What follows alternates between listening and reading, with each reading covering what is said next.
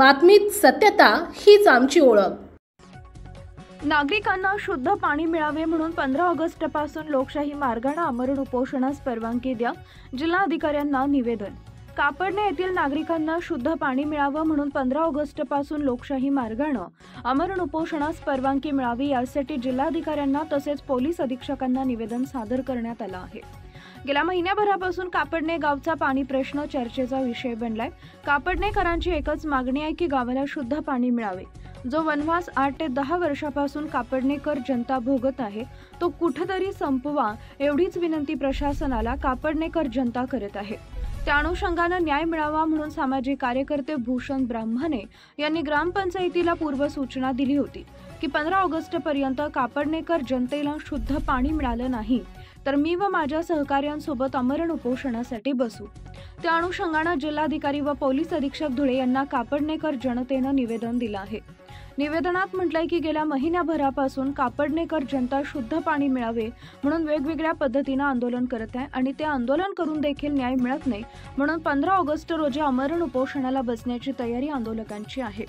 या संदर्भात Songir police station यांना कळवले असता त्यांनी सदर आमरण उपोषणाला परवानगी दिलेली नाही म्हणून जिल्हाधिकारी व पोलीस अधीक्षक यांचे परवानगी घेण्यासाठी निवेदन व अर्ज जिल्हाधिकारी पोलीस अधीक्षक यांना दिला आहे।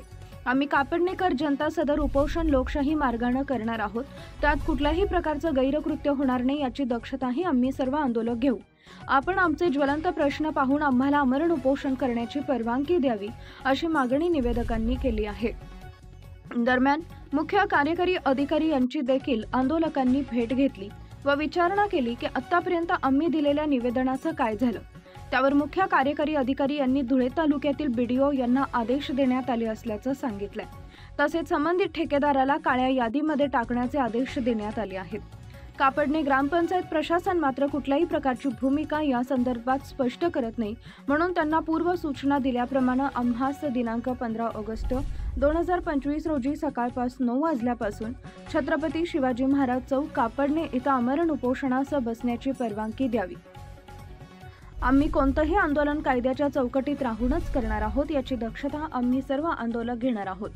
सदर निवेदन देण्यासाठी राजा पाटील, नवल कृष्णा पाटील, आत्माराम पाटील, भूषण ब्राह्मणे, राजेंद्र पाटील, जितेंद्र पाटील, ज्ञानेश्वर भामरे, विशाल शिंदे, दिनेश माळी, दादा पाटील, भूषण माळी, दुर्गेश पाटील, आकाश कुंभार, प्रणव बच्छाव, विनोद भामरे, सचिन मोरे, परवेज पिंजारी व कापडणे गावातील नागरिक मोठ्या संख्येने उपस्थित होते।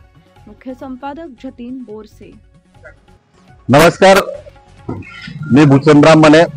आम्ही कापडणे गावातील सर्व नागरिक आज माननीय जिल्हाधिकारी महोदय यांना नम्र निवेदन देण्यासाठी आलेलो होतो की गेल्या 15 जुलै पासून कापडणे गावामध्ये जो पाणी प्रश्न पेटलेला आहे, शुद्ध पिण्याचं पाणी अद्याप देखील कापडणेकर जनतेला मिळत नाही।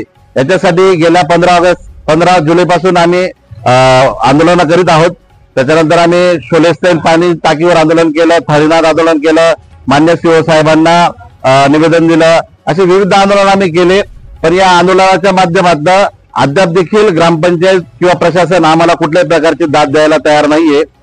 आम्हाला जे शुद्ध पाणी मिळायला पाहिजे याच्यासाठी आम्ही ग्रामपंचायतीला सांगितलं होतं की जर 15 ऑगस्ट पर्यंत आम्हाला शुद्ध पिण्यायोग्य पाणी ग्रामपंचायतीने पाजलं नाही तर आम्ही 15 ऑगस्ट रोजी कापडणे गावात छत्रपती शिवाजी महाराज पुतळा येथे आमरण उपोषणासाठी बसणार आहोत। हेच निवेदन मान्य जिल्हाधिकारी साहेबांना देण्यासाठी आम्ही आलेलो होतो। त्यांनी आमचं म्हणणं ऐकून घेतलं आणि तात्काळ कारवाई करण्याचे आदेश दिलेले आहेत। आम्ही आता प्रतीक्षेत आहोत की सन्माननीय महोदय आम्हाला उपोषणाची परवानगी देतात किंवा नाही, तर या प्रतीक्षेमध्ये आम्ही सर्वजण आहोत। पण जोपर्यंत कापडणे गावाला शुद्ध पिण्याचं पाणी मिळत नाही तोपर्यंत कुठल्याही परिस्थितीत हे आंदोलन थांबणार नाही।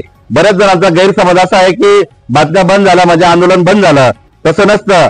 प्रत्येक वेळेस 2 पावलं मागून पुढे सरकावं लागतं। त्याच पद्धतीने आमचे सर्व ज्येष्ठ मंडळी आमच्या सोबत आहेत आणि अशा पद्धतीने आम्ही पुढे वाटचाल करत आहोत।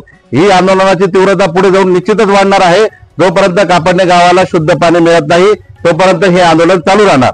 धन्यवाद। आपल्या परिसरातील महत्त्वाच्या बातम्या पाहण्यासाठी आजच आमच्या JBTV न्यूज चॅनलला YouTube वर सबस्क्राइब करा आणि बेल आयकॉन प्रेस करा।